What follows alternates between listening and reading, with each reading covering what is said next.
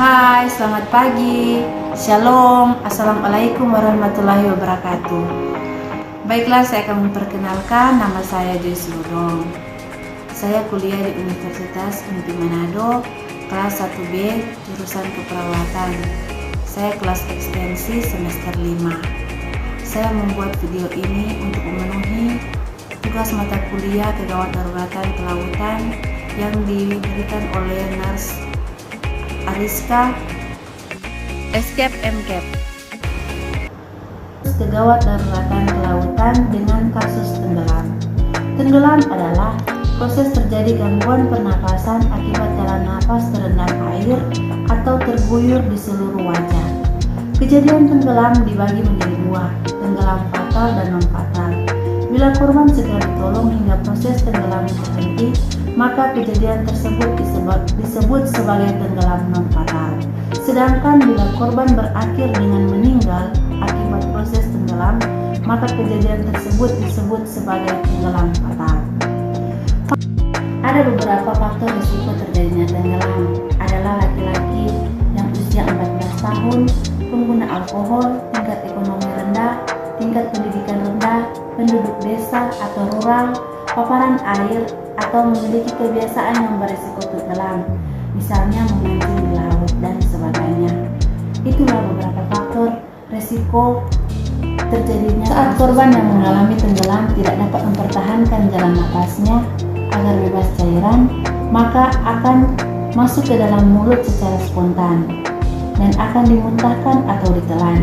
Kemudian, korban secara sadar akan menahan napas, namun hal ini tidak akan lebih dari 1 menit. Jika keinginan bernafas tidak dapat ditahan, maka air akan teraspirasi masuk ke jalan nafas diikuti refleks batuk. Kadang-kadang dapat terjadi spasme laring yang segera berakhir saat terjadi hipoksia otak.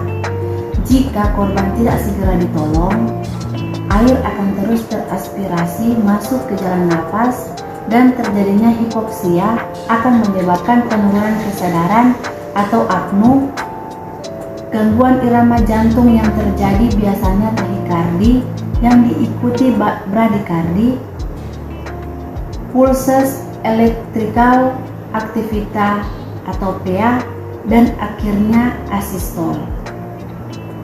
Proses tenggelam dari awal terendam atau terisinya jalan nafas oleh air hingga korban mengalami henti jantung umumnya dalam hitungan detik hingga beberapa menit, sehingga lama waktu pasien mengalami proses tenggelam akan menentukan prognosisnya.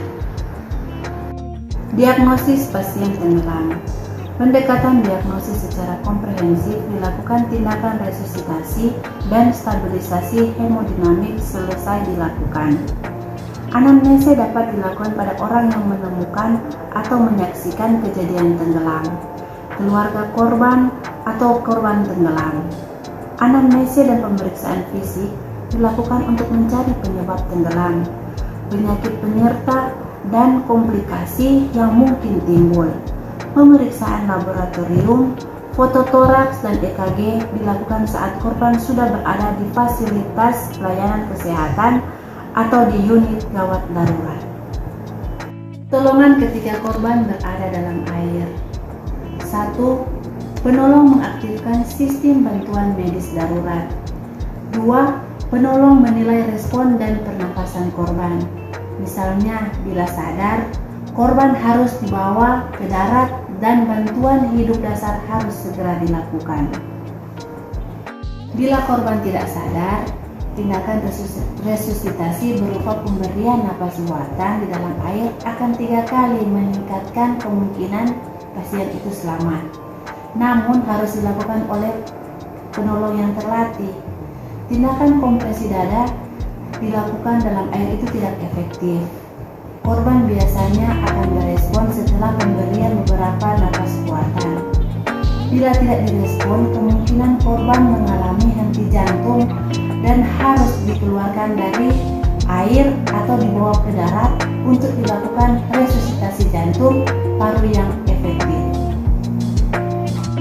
Imobilisasi leher hanya diindikasi pada korban yang dicurigai mengalami cedera kepala leher seperti pada kecelakaan saat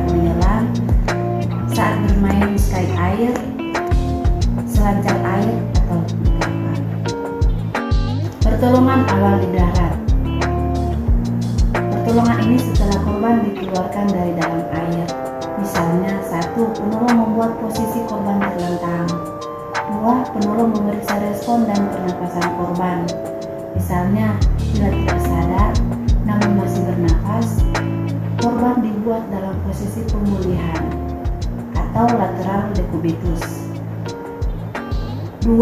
Bila tidak bernapas, korban diberikan napas buatan. RJP dilakukan hingga tanda kehidupan, tampak penolong lelah, atau tindakan bantuan hidup lanjut dilakukan. Komplikasi pasien tenggelam. Pada korban tenggelam yang selamat dapat terjadi komplikasi akut respiratory distress syndrome atau ARDS, pneumonia sekitar 12%, kerusakan neurologis permanen, sepsis, koagulasi intravaskuler disseminata atau KID. Prognosis pada korban tenggelam, tindakan bantuan hidup dasar dan bantuan hidup lanjut yang segera dilakukan akan meningkatkan kemungkinan korban selamat. Lama tenggelam dan risiko kematian atau gangguan neurologis berat setelah pulang dari rumah sakit. Pasien pasca tenggelam adalah kasus yang tidak mudah dan membutuhkan skill medis yang kompleks. Itulah pemaparan kasus tenggelam yang bisa saya sajikan saat ini kepada Bapak Ibu yang punya anak dan ingin melanjutkan ke sekolah yang jenjang yang lebih tinggi. Datanglah di UNPI Manado. Di sana di UNPI Manado itu sudah tersedia beberapa jurusan. Salah satunya adalah jurusan keperawatan, jurusan hukum, jurusan sosial politik, dan masih ada beberapa jurusan lainnya. Mari datang ke UNPI Manado karena UNPI Manado sudah terakreditasi B. Itulah beberapa pengenalan dari Universitas Pembangunan Manado, dan mudah-mudahan Bapak Ibu yang punya